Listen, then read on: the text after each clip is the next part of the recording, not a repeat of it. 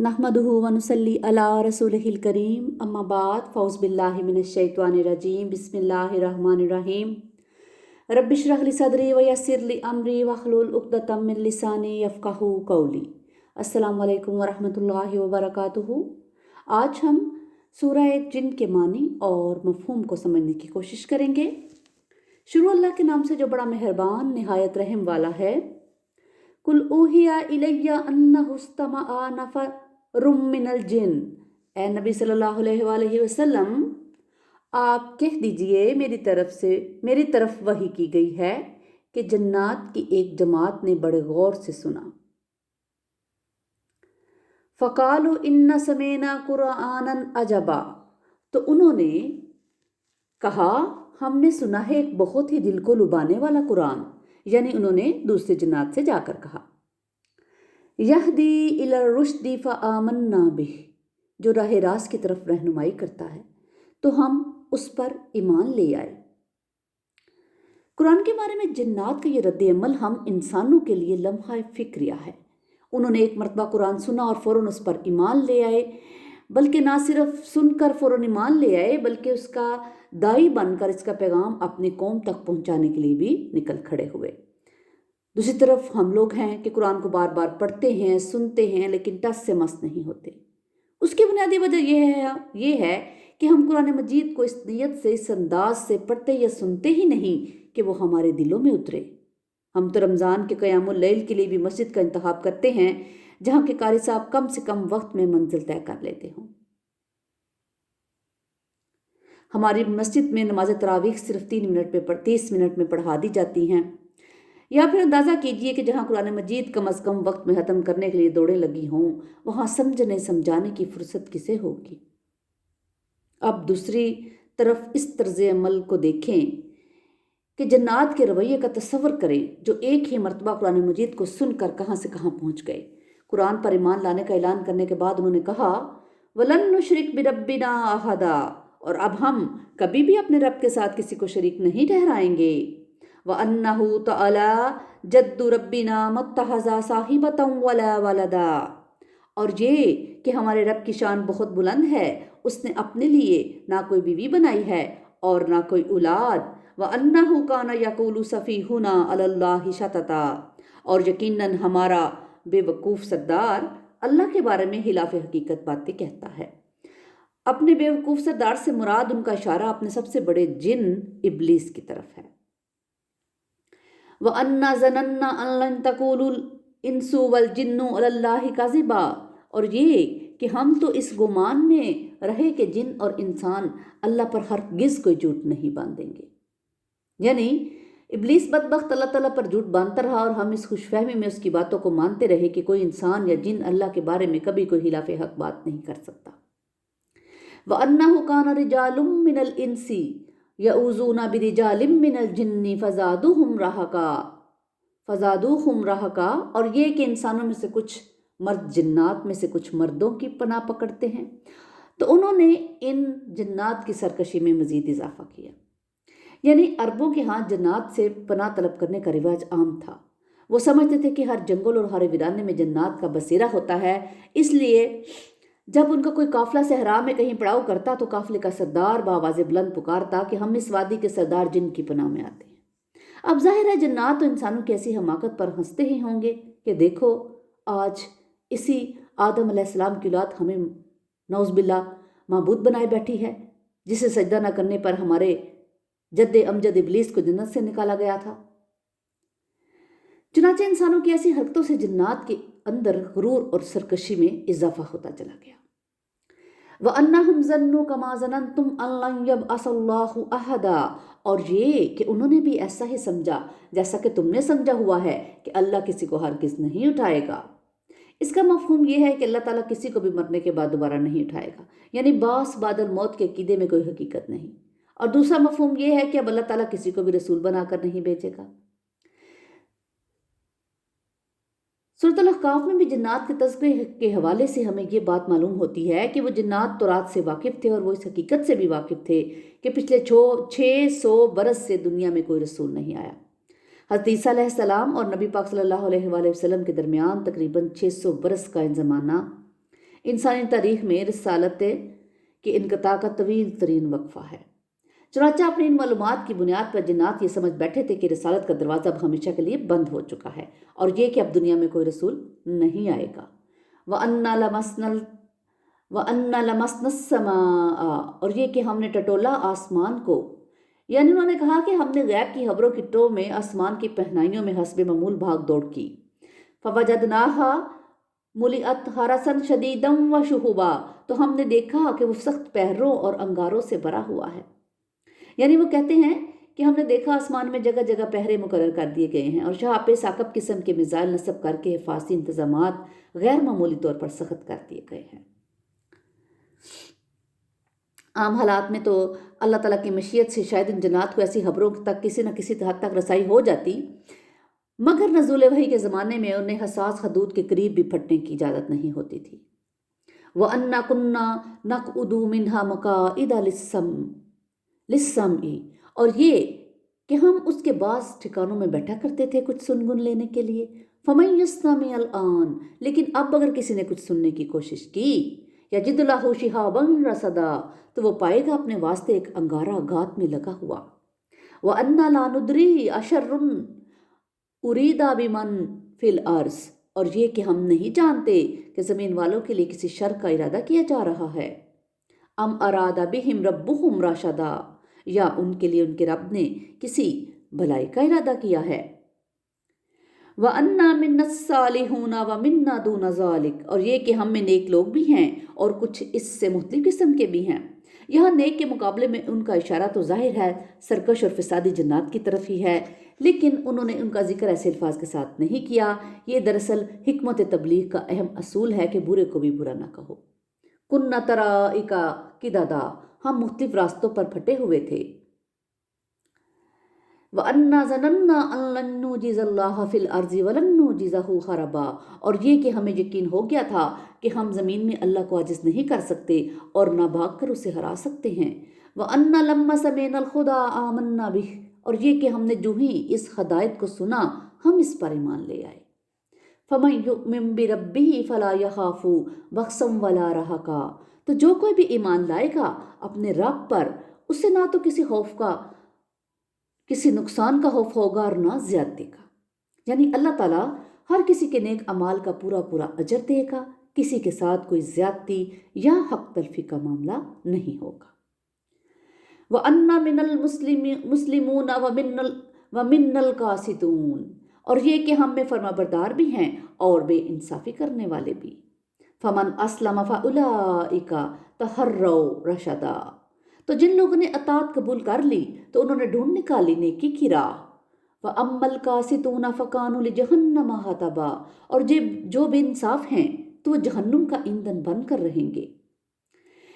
یہ جنات کی اس تقریر کا اقتباس ہے جو انہوں نے قرآن سننے کے بعد اپنی قوم کے لوگوں کے سامنے تبلیغ کی غرض سے کی تھی۔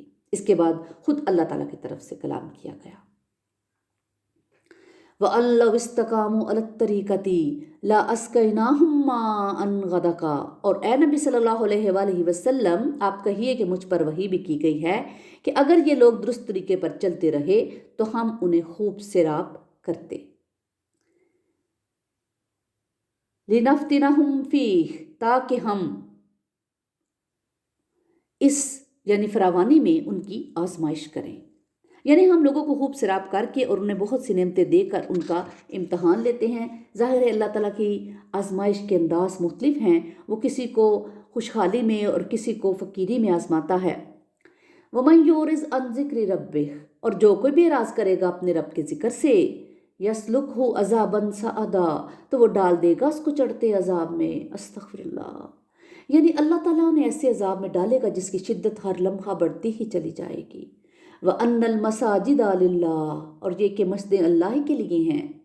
یہاں مساجد سے مراد سجدہ کرنے کی جگہ یعنی عبادت گاہیں بھی ہیں، اور سجدے کے اعضاء یعنی پیشانی، ناک، ہاتھ، پاؤں، گھٹنے بھی، یعنی تمام مساجد اور انسانوں کے اعضائے سجدہ جو ہیں سب اللہ کی ملکیت ہے۔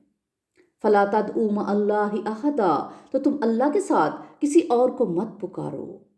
وَأَنَّهُ لَمَّا قَامَ عَبْدُ اللَّهِ يَدْعُوهُ، اور یہ کہ جب اللہ کا بندہ اس کو پکارنے کے لیے کھڑا ہوتا ہے، कादू यकूनून अलैहि लबदा, तो मालूम होता है कि लोग उस पर हजूम करके आ जाएंगे।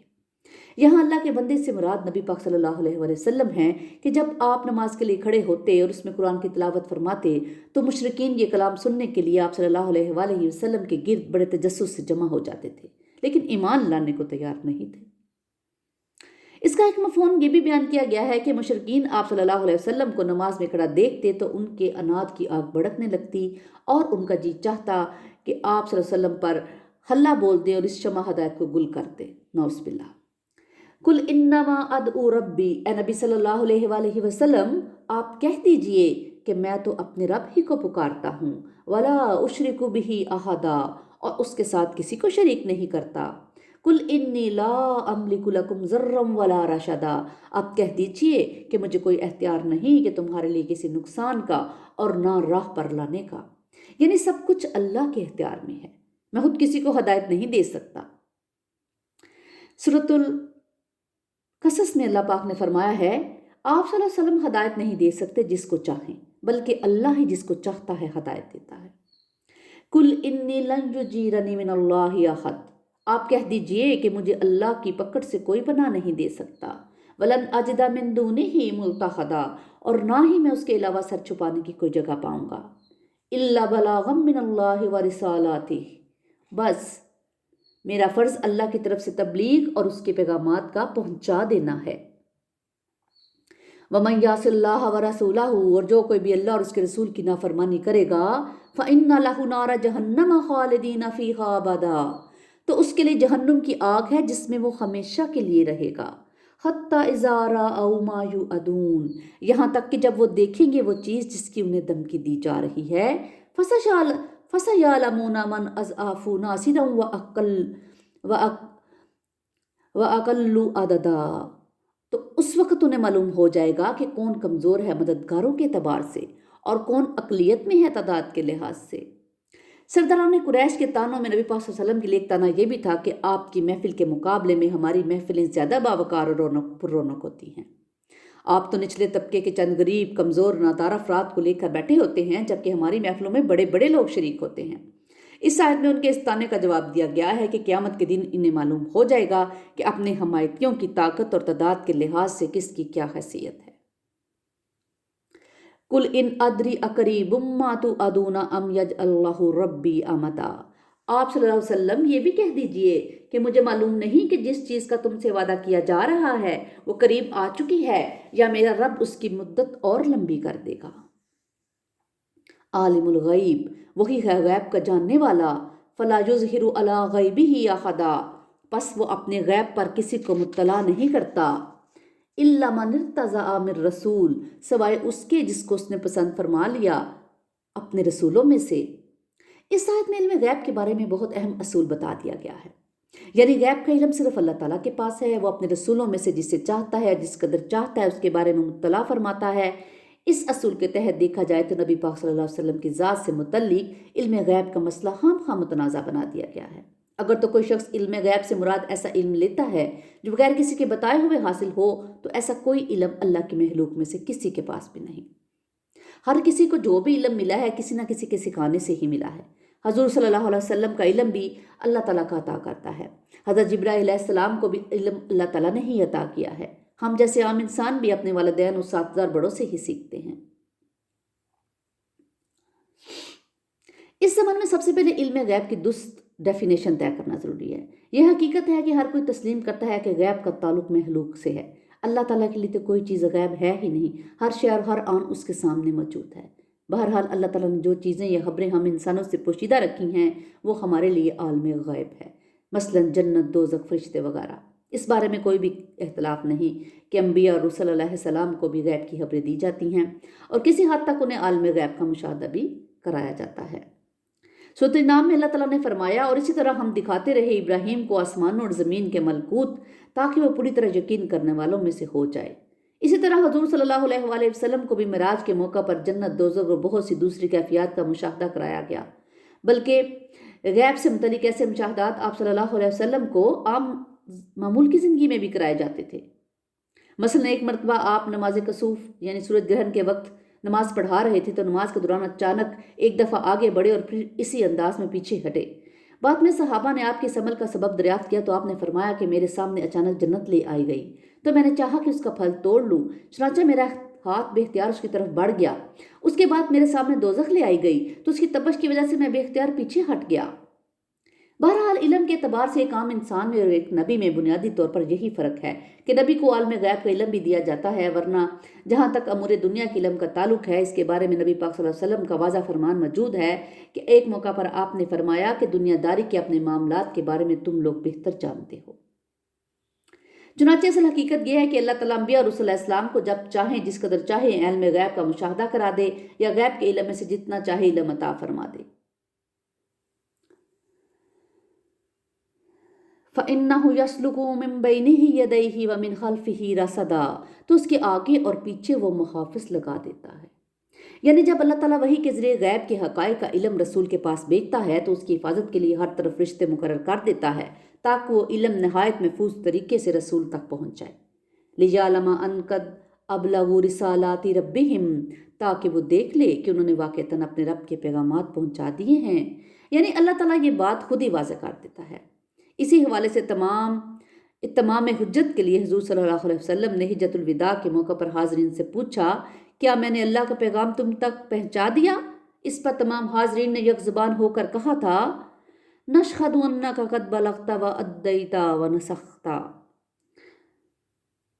واحاط بما لدیہم واحصی کل شیء عددا، اور وہ احاطہ کیے ہوئے ہے اس سب کچھ کا جو ان کے پاس ہے اور اس نے ہر چیز کا حساب کتاب رکھا ہوا ہے گنتی کے ساتھ۔ یہ تھا سورۃ جن کے معنی اور مفہوم۔ اللہ تعالیٰ ہمیں قرآن پاک کو پڑھنے، سمجھنے اور احکامات الہی پر عمل کرنے کی توفیق عطا فرمائے۔ اللہ ہمیں اور ہماری اولادوں کو اپنا فرمان بردار بنا لے اور ہمارے تمام مومن مسلمان مردوں اور عورتوں کو بخش دے۔ ربنا اغفر لنا وللمؤمنین والمؤمنات والمسلمین والمسلمات، ربنا تقبل منا انک انت السمیع العلیم وتب علینا انک انت التواب الرحیم۔ سبحان ربک رب العزۃ عما یصفون وسلام علی المرسلین والحمد للہ رب العالمین۔